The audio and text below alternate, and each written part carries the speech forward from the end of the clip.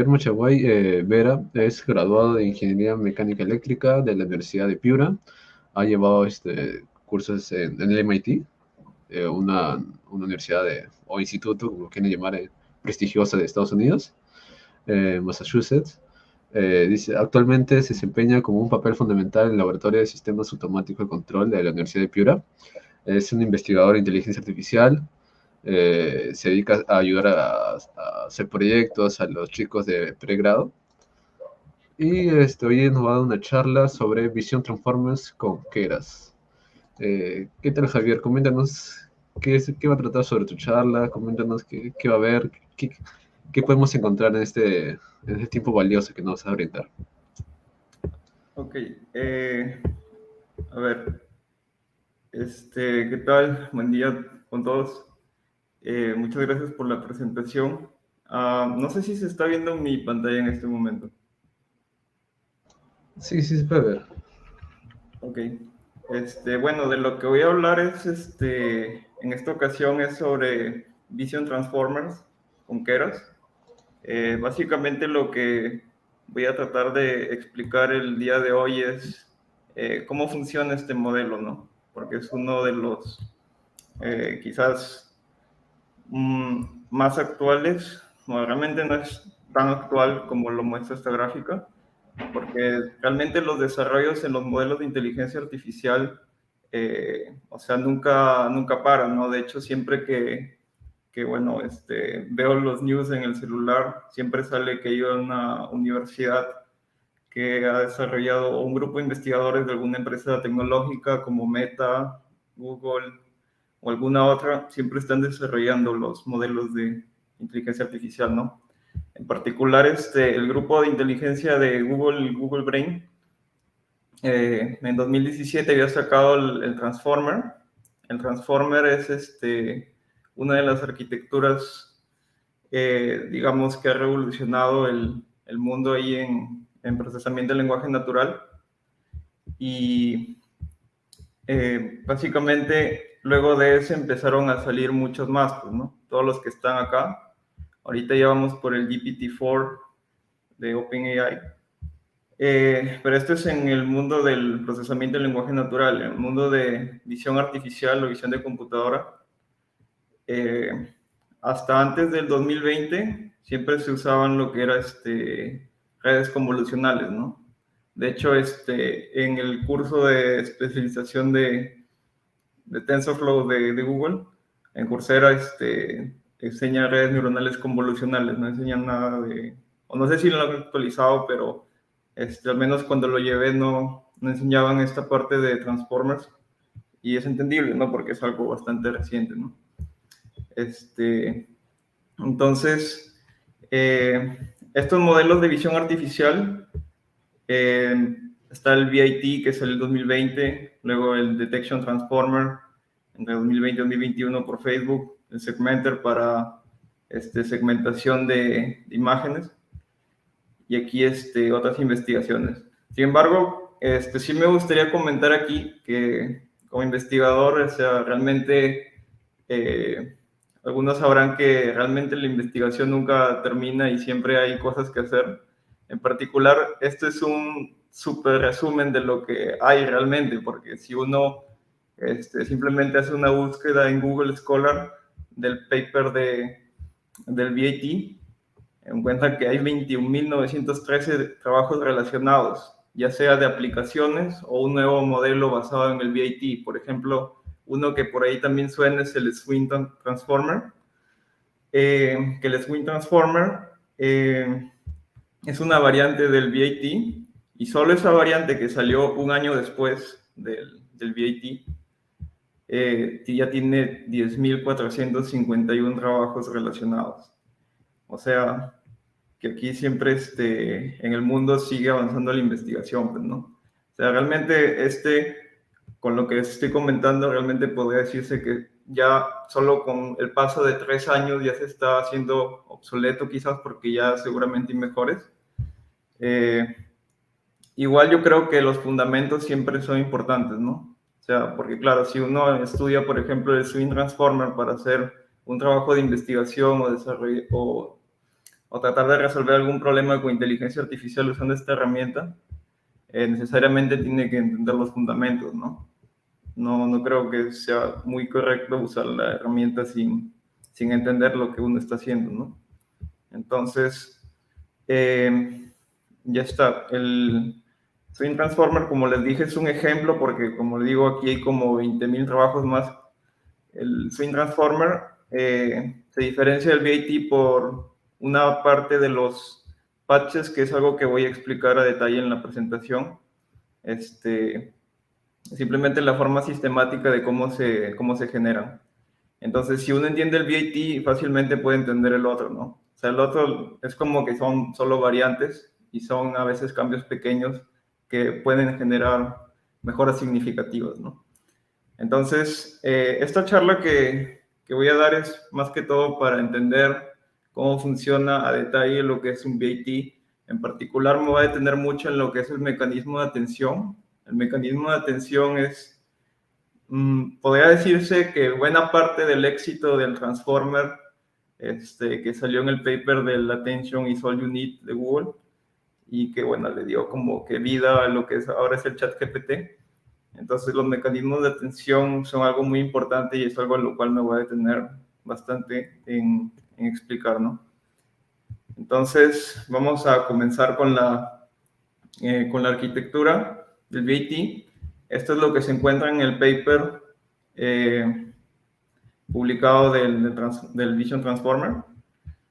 Y realmente esto que voy a explicar es ir paso a paso, cómo desde una imagen voy pasando por todas estas etapas.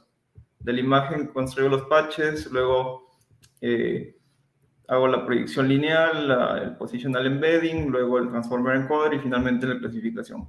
Esta presentación está estructurada para entender paso a paso cómo es que voy construyendo esto. Además, lo que estoy haciendo también lo voy a explicar o también aparece el código que hace específicamente lo que yo escribo, ¿no? Entonces, vamos a comenzar con esta parte. El primer paso para el Vision Transformer es el patching o el image patching. Lo que hacemos es prácticamente la imagen, la descomponemos en estos trozos que se llaman patches y como ven es no de cualquier forma, sino prácticamente es como secuencial empezando desde arriba, ¿no? Este es el primero, este es el segundo, este es el tercero, cuarto, quinto, sexto, séptimo, octavo, noveno. Entonces aquí tengo 9 patches que conforman la imagen. Este primer paso, que es un poco sencillo, en Keras se hace de esta forma. Esto es lo que se hace en Keras. Aquí en particular todo lo que he hecho es basado en el módulo de ts.keras.layers. Para resumirlo un poco, para los que no estén familiarizados con esto, es el layers, el módulo layers es el que permite crear las capas que conforman un modelo de deep learning o red neuronal. Entonces, ese modelo, estas capas realmente se caracterizan por dos cosas: los parámetros que tienen y lo que hace al recibir una entrada, ¿no? O sea, como yo tengo una capa y esa capa le doy una entrada y cómo calculo esa salida. En este caso, el patching, como hemos visto, lo que recibe es la imagen. Aquí lo estoy denotando como X en el call. X es la imagen y la parte principal del patching es esto que está encerrado en rojo. Que afortunadamente TensorFlow tiene una función que automáticamente extrae los patches, es decir, no tengo que programar varios fors y ver cuáles son los índices o algo así, simplemente le paso a este método los parámetros que corresponden. El primer parámetro es la imagen. O sea, aquí TensorFlow ya sabe cuál es la imagen que va a extraer los patches. Y luego los size, que sería el tamaño del patch, ¿no? O sea, estos cuadritos o trozos de la imagen que son los patches, yo determino cuál es el patch size de cada uno y esto lo paso como argumento. Los unos que están a los lados son como argumentos por defecto. O sea, si se quiere hacer algo, no sé, con los canales o profundidad, quizás esto cambie, pero en principio siempre son uno de los extremos. Los sprites, rates y padding son iguales que en las convolucionales, ¿no? El stride es la diferencia en píxeles del centro de uno con el centro del otro, es el stride. Entonces, no voy a obtener ningún tipo de solapamiento y voy a tener toda la información si es que yo coloco patch size como stride, ¿no? Porque saben que si yo pongo, por ejemplo, patch size de 1, pongo un stride de 1, entonces yo generaría un solapamiento de este patch con el otro y tendría varios patches. Pero la arquitectura del Vision Transformer, según como está planteada, es de esta forma. Así que necesariamente los strides tienen que ser patch size y patch size. Los rates son lo mismo que es dilatación en redes convolucionales. Y el padding también es lo mismo de redes convolucionales, ¿no? O sea, obtengo solamente los patches que son válidos, ¿no? O sea, no obtengo algo así como podría ser el caso de un padding que tenga un kernel que pasa por aquí y tengo esto llenado de ceros. Eso no pasa, sino solo los válidos, los que están dentro de la imagen. Entonces, esa es la parte principal de lo que hace esta pequeña capa que he creado de forma personalizada. Se crea una capa que si yo la pongo dentro de un tf_keras.model.sequential, entonces lo que va a hacer es, a la entrada, va a retornar los patches, ¿no? Que son estos de acá. Y estos patches, luego hay que redimensionarlos y ponerlo como un vector, pero estas líneas que están al final es para interpretar esto como un vector, ¿no? Como un vector que sería de tamaño patch size por patch size y el número de canales. En el caso de este es RGB, por lo tanto, sería patch size por 3, ¿no? Esa sería la dimensión de cada patch. Entonces, esa es la primera capa que necesitamos para construir el VIT. Lo siguiente es el embedding de los patches. Y ese embedding consiste de una proyección lineal con un positional embedding. Entonces, cada patch que he construido ahora forma parte de una secuencia de patches que se introducen a este patch embedding y ahora obtengo los vectores que representan a cada uno de estos, ¿no? Estos son los vectores. Sin embargo, esos vectores se construyen de esta forma. Lo que ocurre es que dentro de ese patch embedding, lo que tenemos es que cada patch es un vector que luego le aplico una proyección lineal, que no es otra cosa que multiplicar el vector por una matriz. Entonces obtengo estos verdes que son las representaciones de la proyección lineal de cada patch. O sea, cada patch se representa por este vector verde, cada patch, y eso se le suma lo que sería el embedding de la posición. Ese embedding de la posición lo que representa es, valga la redundancia, una representación de la posición, ¿no? Eso realmente es lo que es. Es un embedding, que así se le llama, y ayuda a la red neuronal a saber cuál es el orden. Porque yo ahorita lo puedo ver y veo que este va primero, este va segundo, este va tercero, este va cuarto. Sin embargo, la red neuronal no lo sabe y tiene que tener esta ayuda del positional embedding y es por lo cual tengo que sumarlo. Entonces, esta es la razón, ¿no? Porque si yo tengo esta imagen de acá, en patches es muy diferente a esta que está acá, porque nosotros lo podemos ver, pero la red neuronal necesita saberlo de otra forma. ¿Y cómo lo hace? Los patches cambian de posición, así como lo pueden ver, o sea, no son iguales entre uno y otro, han cambiado de posición. Sin embargo, el positional embedding sigue siendo el mismo. O sea, el 0, 1, 2, 3, hasta el 8 no cambia. Entonces, esta representación que está acá ya tiene las dos cosas. Tiene la posición más la información del patch. Por lo tanto, lo que tenemos acá es una representación del patch más lo que sería el positional embedding. Entonces, para programar eso en Keras, aquí he creado primero una versión preliminar, porque luego hay una cosa que se llama CLS token que voy a explicar más adelante. Pero para hacer esto que está acá arriba, que les acabo de explicar, lo que tenemos que hacer básicamente es crear una capa densa, porque saben que la capa densa en una red neuronal del tipo perceptrón multicapa no es otra cosa que multiplicar un W por la entrada. más un bias, y luego eso ponerle una función de activación, que aquí como no está es una función de activación lineal y por lo tanto es una proyección lineal. Entonces esa proyección lineal es una capa que acabo de crear que es densa, recibe el X, que en este caso el X ya vendría a ser mi vector de los patches, y esa matriz que multiplica a este patch es el mismo que multiplica a este patch, o es la misma, perdón, es la misma matriz, se usa para todos estos, es una sola matriz, por lo tanto el número de parámetros no escala con el número de patches, en el caso de la capa densa. Luego eso se le suma el positional embedding, que el positional embedding, como lo vemos acá, es una capa de Keras, que es embedding. Lo único que hace es el número de entradas o el número de posiciones lo mapea a un vector de dimensión igual a la dimensión de la proyección lineal, porque para que estos se puedan sumar tienen que estar en la misma dimensión. Esa dimensión aquí le he llamado embedding dim, y es lo que ocurre, ¿no? O sea, aquí lo único que interpreta es, si hay un 0, le corresponde un vector tal. Si hay un 1, le corresponde otro vector. O sea, estos de acá son diferentes y los aprenden. Este embedding es entrenable, así que es parte de los parámetros del modelo, ¿no?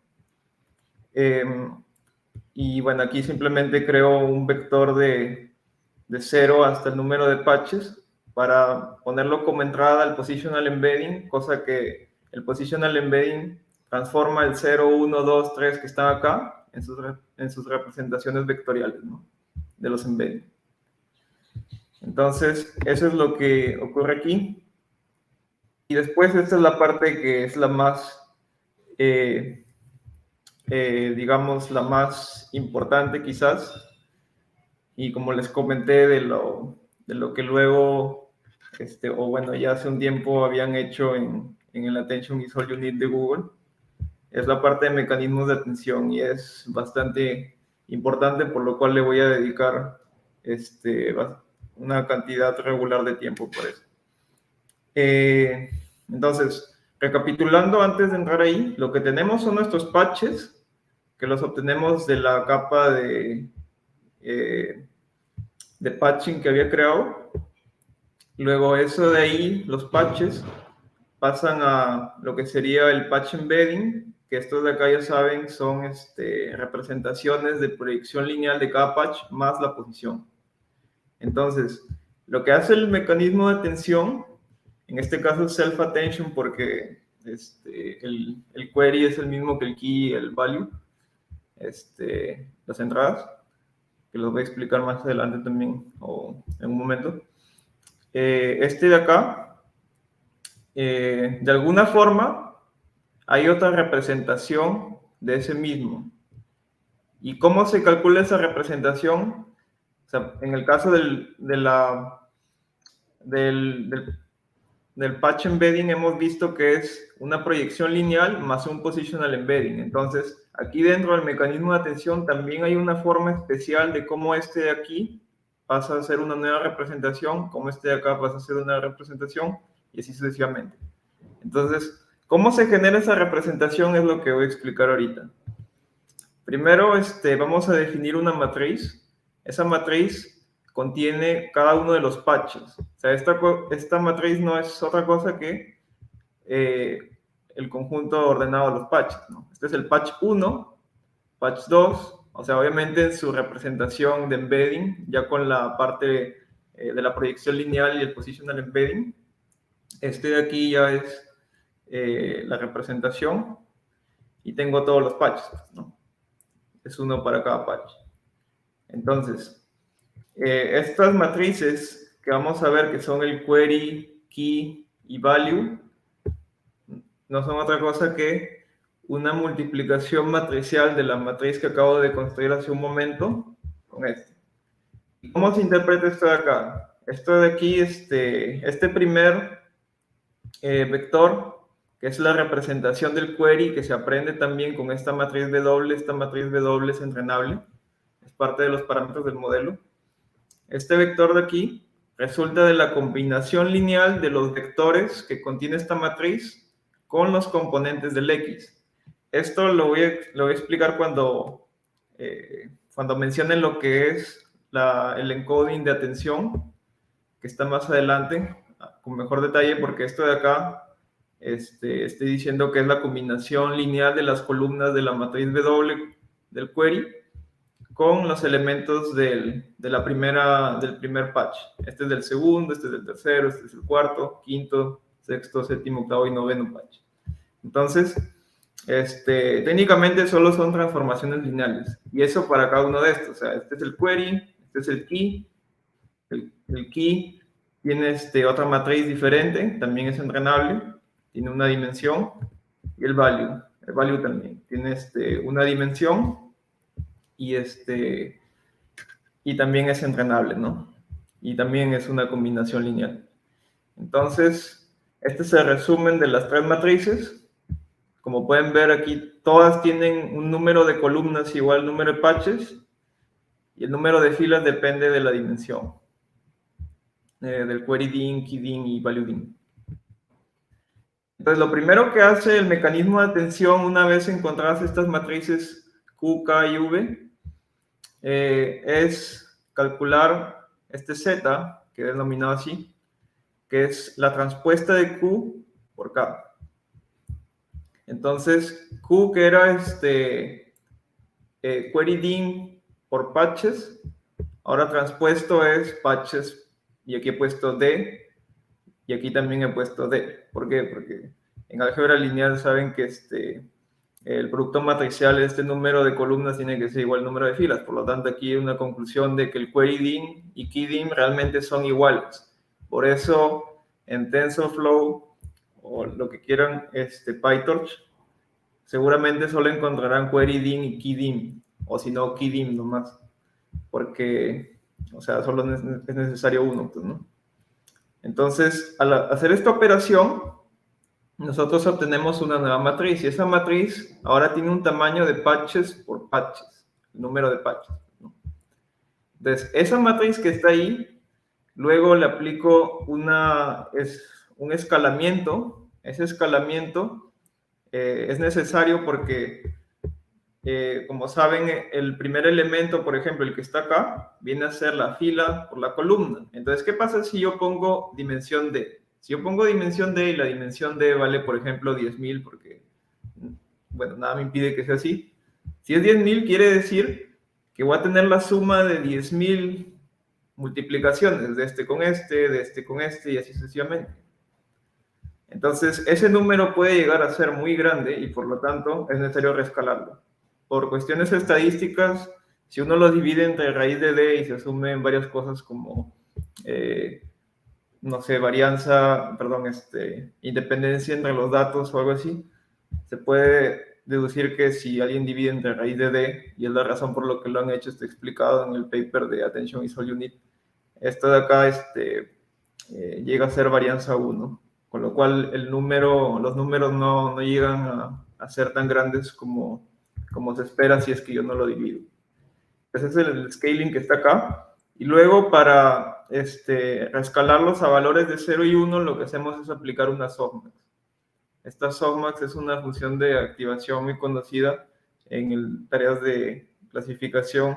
Lo que devuelve es un vector que nosotros interpretamos como probabilidades, que va de que la suma de todos sus elementos es 1, ¿no? Entonces, luego de haber hecho eso, obtenemos esto de acá, que es bastante importante, y es la matriz de atención. Este de aquí es la matriz de atención, que básicamente es el Q transpuesto por K, escalado por raíz de D y con las softmax.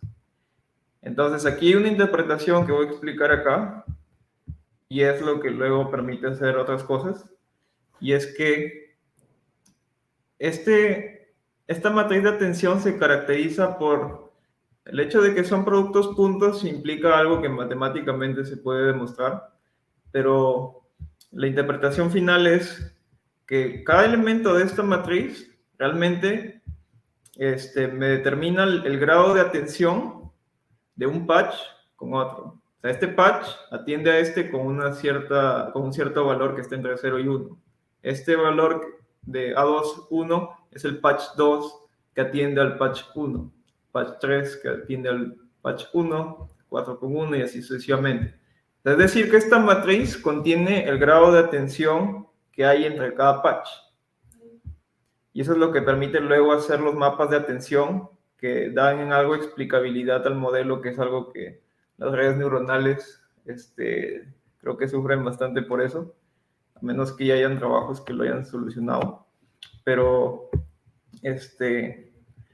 lo vamos a ver en un momento, ¿no? Entonces, lo siguiente que va después de esto es que aquí, como estábamos, tenemos esta matriz, pero como les comenté antes, el encoding del mecanismo de atención lo que hace es devolver los patches, o sea, no esta matriz. Entonces, para regresar a los patches es que se utiliza esta matriz V, que es como que extrae la información importante escalada por los patches, ¿no? Perdón, por la matriz de atención. Entonces, eso que está acá, esta operación, más allá de generar este resultado, tiene esta interpretación que está aquí abajo, que lo explico de esta forma. Los embeddings de atención son el resultado de los embeddings de la secuencia que ingresa al mecanismo de atención y luego sale, ¿no? Entonces, ¿cómo se calculan esos vectores de salida, los embeddings? Se calculan con las operaciones que les he dado, pero tiene una interpretación interesante, y es que cada columna que está acá de los vectores de salida resulta ser la suma ponderada, que es la combinación lineal de los vectores columna, de esta matriz value por los elementos del X. Es la combinación lineal de las columnas con los elementos X que les comentaba la otra vez.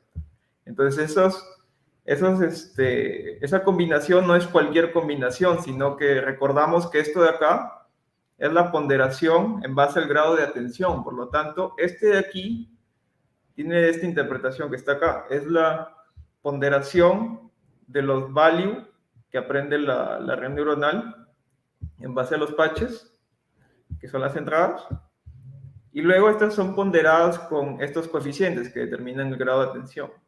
Entonces quiere decir que mientras más relevante sea uno de estos, más lo va a considerar para hacer el embedding, ¿no? O sea, porque estos de acá, como están en una softmax, como ya he comentado, si lo suman da 1. Entonces puede ser que haya algunos más relevantes que otros. Y eso es lo que luego uno puede visualizar con los mapas de atención, en plan ver qué patch ha sido más importante para la red neuronal para determinar su predicción. Y eso le da algo de explicabilidad al modelo. Entonces, regresando, lo que estaba comentando aquí es toda la parte del mecanismo de atención. O sea, realmente esos son los fundamentos del mecanismo de atención, que es la parte más importante de esto. Y técnicamente, de acá es estos de acá, multiplicados por la matriz value, con la suma ponderada, ¿no? O sea, de acá es el resultado de la combinación lineal de estos, reescalados por los coeficientes de atención, pues, ¿no? De acá es la suma de estos también, de los coeficientes de atención de con con con y todos atendiendo a ¿no? Entonces, de acá también es igual. De acá resulta ser la combinación de todos estos, ponderados por el grado de atención que hay entre cada uno de estos y el de acá, pues, ¿no? Y así para todos. Entonces, esta parte de aquí es la más importante. Espero que ya quedado un poco claro. Y luego lo que viene después es el multi-head attention, y eso de ahí no es otra cosa que poner varios de los self-attention.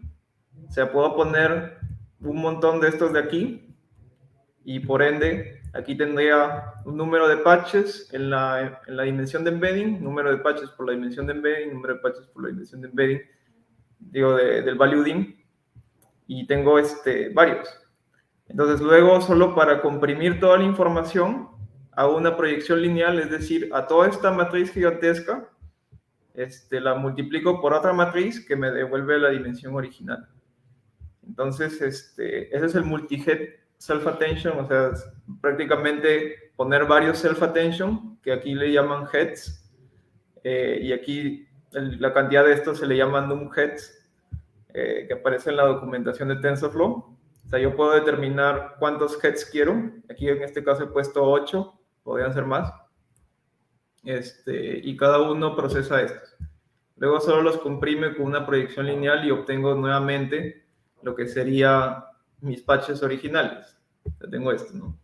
Siempre regreso al número de patches. Estos patches simplemente van cambiando su representación a lo largo de todas las capas. Es lo único que ocurre. Entonces, habiendo visto eso, voy a hablar ahora del CLS token, que es algo que también está explicado en uno de los Large Language Models de Google, creo, el BERT. Hay un token ahí. Este de aquí es el mismo concepto. Y lo que hace simplemente es que en lugar de solo tener los patches, ahora voy a agregar un embedding. Este embedding es otro vector que también es entrenable. O sea, la red neuronal aprende cuál es la representación apropiada para este. Sin embargo, aquí pasa lo curioso, pues, ¿no? Lo curioso de esto es que este de acá por sí solo tiene un significado, pero este de acá, según lo que hemos visto, es la combinación del grado de atención de este con este, el grado de atención de este con este con este y así sucesivamente. Por lo tanto, este de acá, que es el encargado de hacer la tarea de predicción y clasificación, tiene toda la información de los patches y más aún la consigue de esta forma. Si yo agrego este de acá, entonces en mi matriz de atención voy a tener ahora el CLS token, porque si se acuerdan, acá era número de patches, número de patches. Ahora ya no tengo número de patches, sino tengo número de patches más 1, que es el token, y ese de ahí está acá. Y por lo tanto tiene la misma interpretación, es el token, qué grado de atención tiene con respecto al patch 1, al patch 2, patch 3 y así sucesivamente. Entonces, eso de ahí es lo que permite generarlo de acá. O sea, si esto anterior no está claro, entonces uno cuando ve esto puede interpretarlo mal, o incluso cuando ve los códigos que están por ahí en internet, puede que no tenga mucho sentido qué es lo que está pasando ahí, pero realmente sale de esto. Esto de acá, o sea, es la visualización de los grados de atención del token respecto a los patches. Y aquí lo que se ha hecho es, a cada patch se le ha asignado su grado de atención y luego lo único que ha pasado es que se ha redimensionado al tamaño original de la imagen, ¿no? ¿Y por qué tengo varios? Porque si es un multi-head attention, entonces saben que por cada self-attention tengo una matriz de atención. Pues entonces, estas son las los diferentes grados de atención que ha prestado el mecanismo a lo que sería la imagen, ¿no? Que está representada por los patches. Entonces ahí uno puede ver, pues, por ejemplo, que estos rasgos que están acá son los más importantes en algunas de los heads y estos rasgos también. Entonces, es la información que la red neuronal atiende antes que cualquier otra cosa y es la información que utiliza para determinar su predicción, pues, ¿no? Esto de acá, o sea, no se limita solo a este ejemplo que es de piedra, papel o tijeras del dataset de Google, del curso de Coursera. Pero, o sea, podría hacer cualquier otra cosa, ¿no? O sea, en el mismo Attention is all you need lo hacen el ejemplo con las palabras. Podría hacer una serie de valores en una serie de tiempo, de cualquier cosa, sensores de una planta, de una máquina, o cualquier cosa, ¿no? Y eso ya le da explicabilidad al modelo, pues, ¿no? No es que yo confío a ciegas en que la red neuronal hace transformaciones no lineales y entonces tengo mi predicción, sino que ahora ya puedo visualizar al menos a cuáles de los features que tengo es a los que más le está prestando atención para sacar la predicción, ¿no? Entonces aquí este es otro ejemplo. Este caso es del scissors. Acá se ven con un grado diferente porque acá le ha metido un augmentation, creo que ha pasado algo con el brightness o algo así. Pero es la misma idea, es el grado de atención. Y lo puedo generar para cualquier predicción, pues, porque la matriz de atención se calcula con las matrices WQ y WK que se han entrenado. Entonces, para crear el token, lo único que hago es hacer una capa de embedding y ahora en lugar de tener una secuencia de patches, solo tengo uno porque es uno. Entonces, este uno lo traslada a la dimensión del embedding DIN y lo único que hago después es concatenarlo. Concateno el token con el embedding y ya está. Es lo que sale. Luego lo que pasa es que yo solo he hablado del multi-head attention. Sin embargo, el VAT del Visual Transformer no es solo el multi-head attention, sino están todas estas otras partes. Sin embargo, esto de acá solo son normalizaciones, skip connection y un MLP. Así que puede que no sean tan interesantes, pero esta de acá es la principal, el multi-head attention. Entonces, ¿cómo se programa eso? Increíblemente, toda esa parte que les he explicado o les he comentado sobre el multi-head attention, solo es una línea en TensorFlow. O sea, aquí no tienen que programar nada de que las matrices o el jacobiano o algo así, sino simplemente llaman al tf.keras.layers.multi-head attention, le pasan el número de heads que ya saben qué es, y le pasan el key-in, que también ya saben para qué sirve, o al menos en qué parte de todo esto va. Y aquí el value_din, si ustedes no le dan ningún valor, el TensorFlow asume que key_din es igual a value_din. ¿Eso dónde está? En la documentación de TensorFlow. Si uno va a tf.keras.layers.multi-head attention, le sale la documentación de TensorFlow en Keras y puede verlo, ¿no? Ahí le dice que si no ponen value_din, entonces value_din es igual a key_din. Luego lo otro es crear los demás componentes, pues, ¿no? Un layer normalization y capas densas para construir el preceptor multicapa. Aquí se utiliza la función de activación HELU porque así está determinado en el paper del Visual Transformer. Y esto de acá simplemente es la unión de todas las capas. O sea, aquí si lo ven, la entrada X pasa por la normalización, obtengo X1, acá está, X, normalización, obtengo X1, luego el X1, aquí se pasa el query y el key, que bueno, los X que van a determinar el key y el value, y el X que va a determinar el query, pero como es un self-attention son el mismo, como les había comentado antes, estamos con el self-attention, así que son el mismo, la misma entrada, aquí lo pueden ver.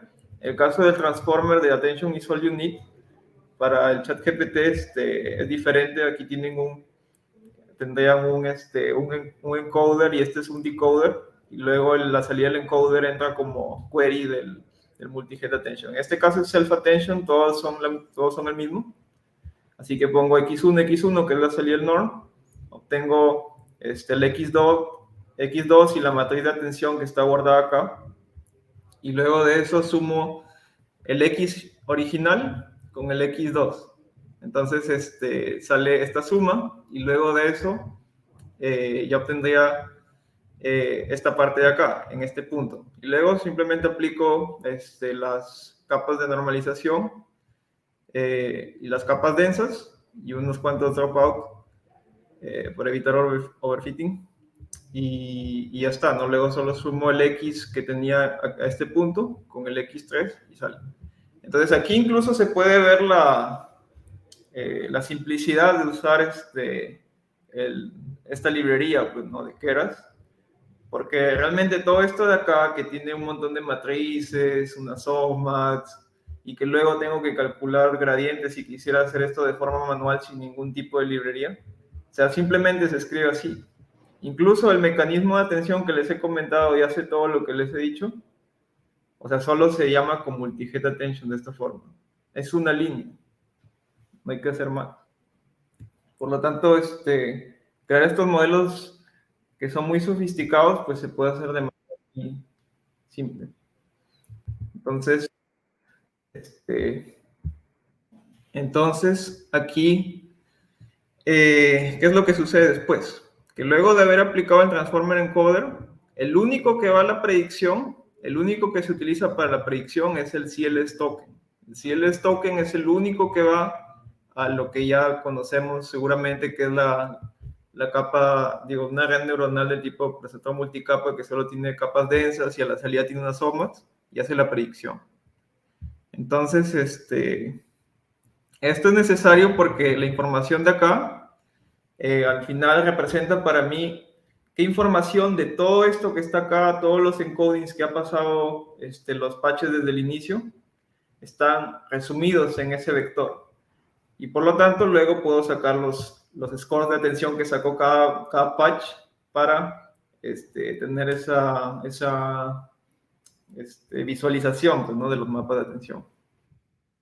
Entonces aquí simplemente es un ensamblado de todas las capas que ya he descrito antes, menos el pre-processing, que esta de aquí la creé para hacer data augmentation. Entonces, la data aumentada está acá, luego pasa por el patching. Una vez que tengo los patches, lo paso al path encoding. Aquí tengo las representaciones lineales con el positional embedding, y luego aquí tengo L stacks de esta capa, por lo tanto pongo for in range L veces voy a repetir lo que sería esta arquitectura que está acá, que son el transformer encoding que he determinado antes, pasando un heads, hidden y hidden neurons, y ya está, ¿no? Esto de acá es la entrada del otro, y así estos de aquí es uno después de otro, pues, ¿no? Termina luego ingresa exactamente la misma estructura y así L veces que yo determino. Luego en esta parte es la parte que les comentaba, donde solo ingresa el vector del CLS token, que es el primero, porque así lo hice cuando puse el path encoding. Puse primero el token y luego le aquí al costado todos los patches, entonces es el 0. Y de acá luego ingresa un MLP, que también tiene el hello y tiene unos dropouts free. Y en este caso son 3 clases del rock, scissors and paper, ¿no? Y luego eso construye el modelo, y de acá sería mi modelo final. O sea, todo esto de acá construye el modelo del Vision Transformer. Entonces, eso es todo el recorrido que hay para entender exactamente qué es lo que está ocurriendo detrás de esta arquitectura. Que claro, o sea, uno puede ir directamente al modelo y quizás esquipearse todos estos conceptos que acabo de explicar. Sin embargo, yo creo que son importantes, especialmente para los que hacen investigación en inteligencia artificial. Yo creo que es bastante importante saberlos, porque de ahí uno se da cuenta de las limitaciones que hay, ¿no? Por ejemplo, bueno, aquí quería mostrarles algo del notebook. Aquí en el notebook había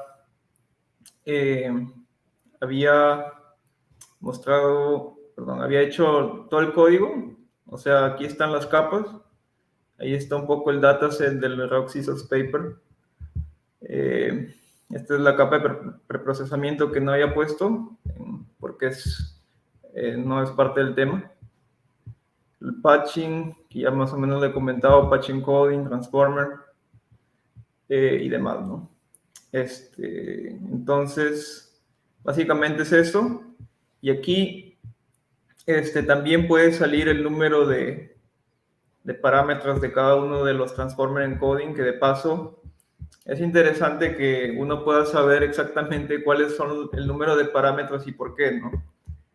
O sea, si han visto cuántas matrices he usado, y cómo se relacionan los query, key y value, o sea, pueden sacar este número sin ningún problema. Y de hecho, hay una cosa interesante, y es que este número de parámetros no escala con los patches, lo cual es algo positivo porque, si no, imagínense, pues, ¿no? O sea, si tienen una imagen en este caso lo he redimensionado, ¿no? Pero si ustedes quisieran trabajar con 200 o creo que 300 por 300 y utilizan un patch de 10, imagínense cuántos patches, si eso lo escalan con el número de parámetros, entonces esto se puede volver no manejable. Pero aquí, si analizan las ecuaciones que más o menos he presentado, realmente no escala con eso. De hecho, aquí en este cálculo que he hecho aquí, que es el número de parámetros del multi-head self-attention, en ningún lado está el número de patches. Solo depende del keying, la dimensión del embedding, número de heads, y ya está, ¿no? Entonces, aquí quería correr de acá. Bueno, de hecho aquí sale el tiempo, y es lo que quería comentar para terminar. Y es que, si bien el transformer y los mecanismos de atención reemplazaron originalmente las redes neuronales recurrentes porque son paralelizables, y esto se necesita una gran cantidad de cómputo para poder hacer que esto sea eficiente, porque si no, puede demorarse mucho. O sea, solo en hacer una predicción se ha demorado 38 segundos.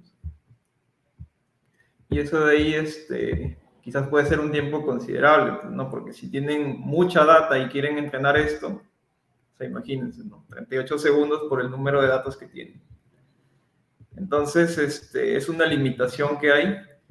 Y justamente este es otro tema que había visto que estaba en los tópicos de este evento, que creo que hubiera sido interesante que alguien lo hubiera tomado. Que es como tratar de volver a sacar a luz las redes recurrentes en la era de los transformers, pues, ¿no? Y esto ha salido muy reciente, es 2023, este año. Y sorprendentemente, aquí menciona lo que estaba comentándoles ahorita, y es que si bien el número de parámetros no escala, lo que sí es el número de operaciones, pues, ¿no? Porque recuerden que las operaciones de las matrices tenían un número de patches en las dimensiones, por lo tanto, había que escalar, ¿no? Entonces, esto de acá puede volverse computacionalmente pesado si es que trabajan con un número de patches muy grandes. Y bueno, lo otro es que para entender nuevamente esta otra arquitectura, resulta que también está esta ecuación. Pero esta ecuación es justamente la que acabamos de ver, ¿no?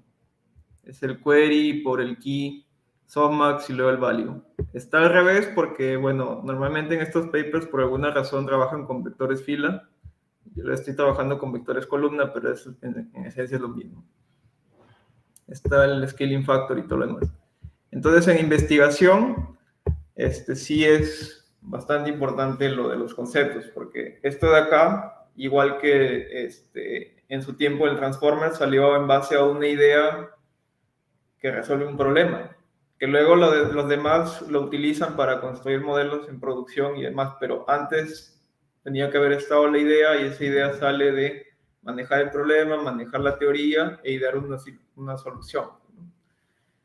Entonces, yo creo que, o sea, para los que están metidos en investigación sobre inteligencia artificial, esto de acá es bastante importante si es que uno quiere continuar con esto, porque como ven, esto de acá es 2023, o sea, no es que hasta ahí terminó, sino que sigue avanzando.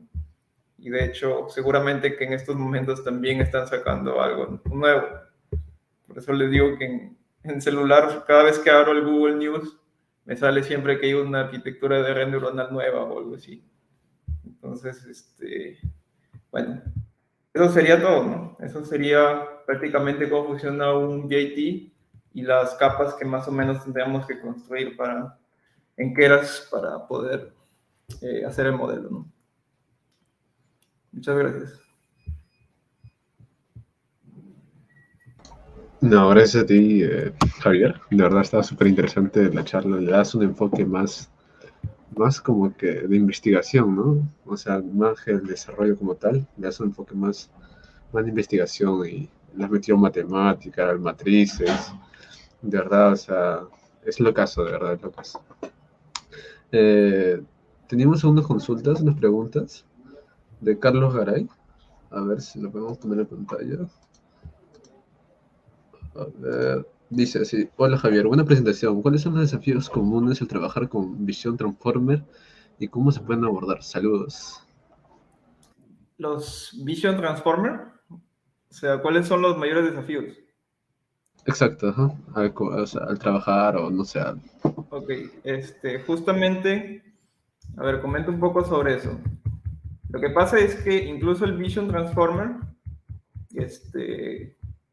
una de las cosas que tiene es eh, el costo computacional que tiene, pues, ¿no?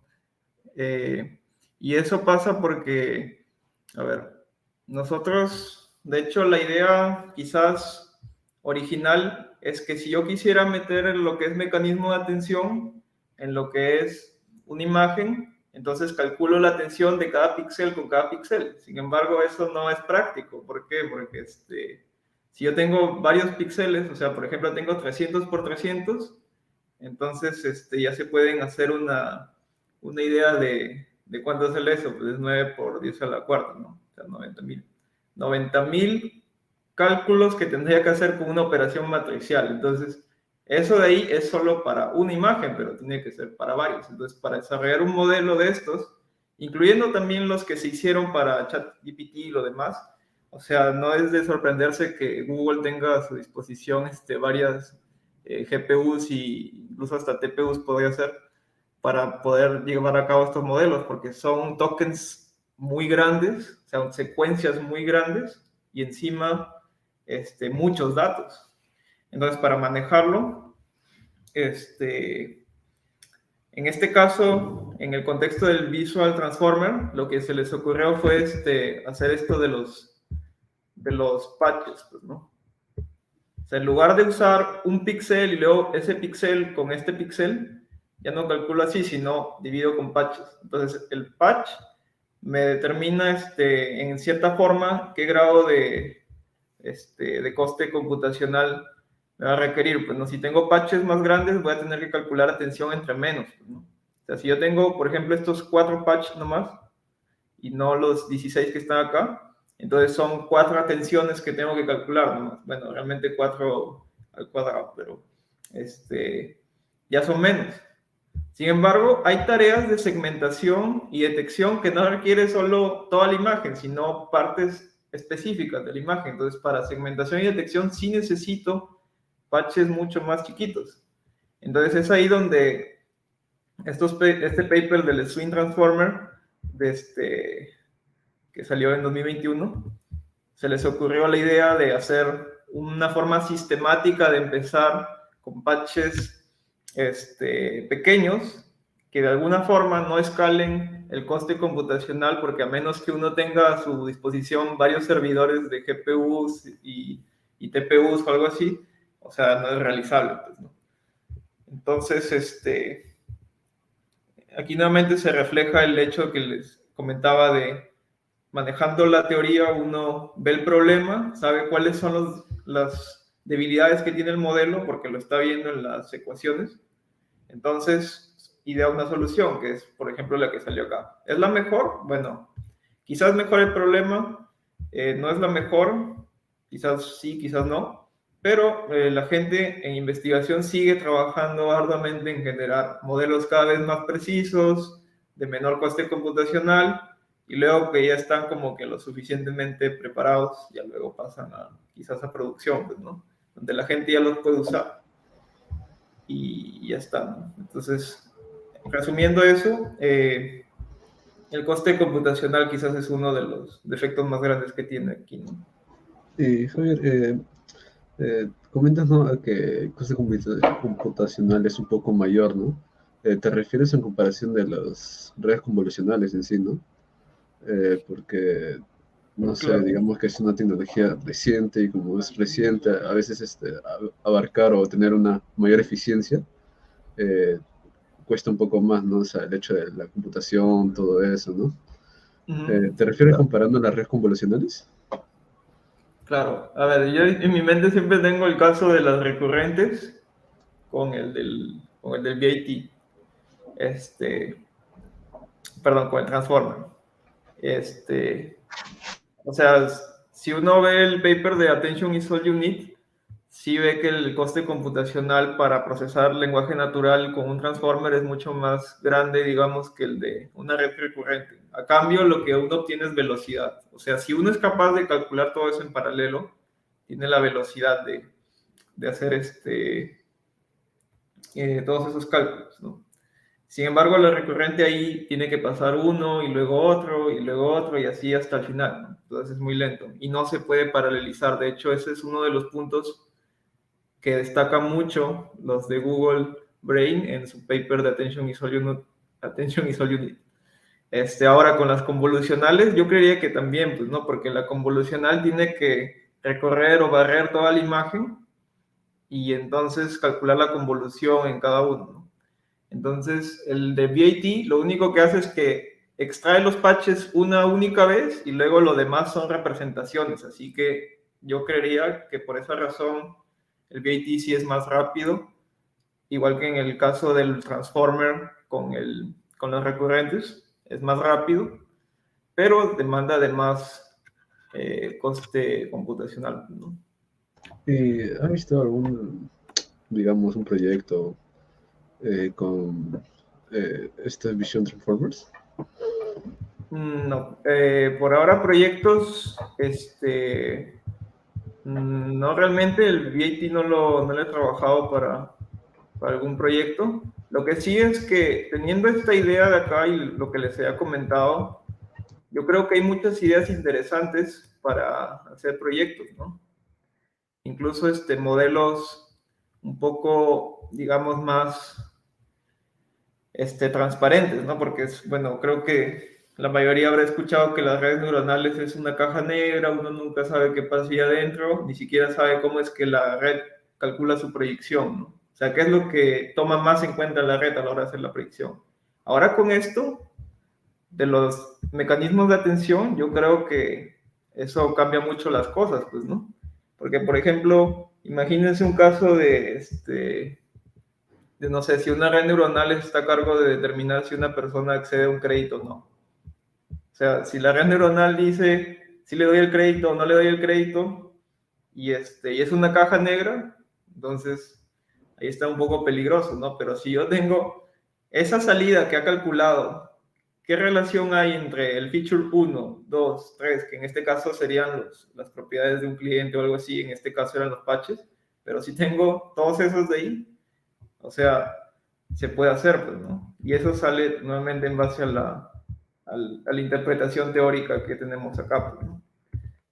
Y bueno, ese es un caso, ¿no? O sea, también puede hacerlo con máquinas para detección de fallas o algo así, ¿no? Yo creo que se pueden hacer cosas muy interesantes en el futuro, pero por ahora no podía comentar de algún proyecto o trabajo realizado con esto. Pero de que hay muchas cosas por hacer, sí las hay. Vale, entonces genial, Javier. Una última pregunta para ya culminar esta charla. Uh-huh. Eh, Pasamos con la siguiente pregunta. Dice de Luis Eduardo. Dice, hola Javier, gracias por tus charlas. ¿Cuáles son las ventajas y desventajas de usar Vision Transformers con Keras? Creo que ya habías explicado un poco de eso. ¿Qué perspectivas crees que tienen los Vision Transformers en el futuro? ¿Qué nos podrías comentar de eso, Javier? A ver, bueno, en el futuro el Vision Transformer, al inicio les comenté que la investigación sigue avanzando. El Vision Transformer sigue en 2020. Entonces, ahorita ya hay unos modelos que están funcionando, ¿no? O sea, de hecho, Facebook, bueno, Meta tiene un modelo que es muy popular, ahorita se me ha ido el nombre, pero es algo así como Segment o algo así, que es como que técnicamente le das eh, cualquier cosa y te segmenta partes específicas de la imagen. Y eso también está basado en el concepto de transformers para visión artificial. Este de aquí fue el primerito. O sea, de que si la gente lo sigue usando, No lo sé, yo creía que no, porque o sea, ya están desarrollando modelos cada vez más mejores, perdón, cada vez mejores. Entonces, yo creía que los fundamentos del Vision Transformer, que espero que hayan podido captar con lo que explico hoy día, los fundamentos son los que han permitido que luego existan todos los demás. O sea, de hecho, si a nadie se le hubiera ocurrido esta idea, no hubiera existido nada de lo demás, ¿no? Entonces, y bueno, también hay otras cosas, ¿no? O sea, por ejemplo, los del Generative AI de DALL-E y estas cosas también usan las Transformers. Si por ahí uno ve QKV, al menos con esto, creo que ya saben a qué se refiere. Yo creía que en cuanto a uso de ya como modelo para tareas específicas, de que se puede usar, sí, pero ya es 3 años atrás, no es 2020, ya estamos 2023, casi llegando como a 2024 ya. Entonces, de que hay modelos mejores que el Vision Transformer y que tienen, o sea, más chances de superar a otros modelos que ya están. O sea, esa investigación sí existe, ¿no? O sea, Wow, lo sí tiene pueden... mucha predicción, sí. Ha escalado mucho, ¿no? Del 2020 hasta ahora, ¿no? Ha escalado mucho. Y bueno, creo que con eso ya estaríamos culminando esta pequeña charla. Gracias, Javier, por tu tiempo. De todas maneras, si es que quieres dejar tu LinkedIn, lo comentas o lo comentas ahora. ¿Cómo te podemos encontrar en LinkedIn? Claro, ahí mi LinkedIn está ahí, pero me pueden encontrar solo buscando Javier Machacoy Vera en el LinkedIn, ¿no? Cualquiera que quiera conectar conmigo en la red social, bienvenido, ¿no? Claro, coméntenle a Javier porque Javier es, a los que están estudiando en la universidad, les puede apoyar en sus proyectos. Es investigador de inteligencia artificial, además que ayuda a proyectos de pregrado. Y bueno, pues cualquier cosita le escriben a Javier y nos veremos, Javier, en una próxima oportunidad. Un gusto y gracias por tu Claro, tiempo. un gusto. Muchas gracias.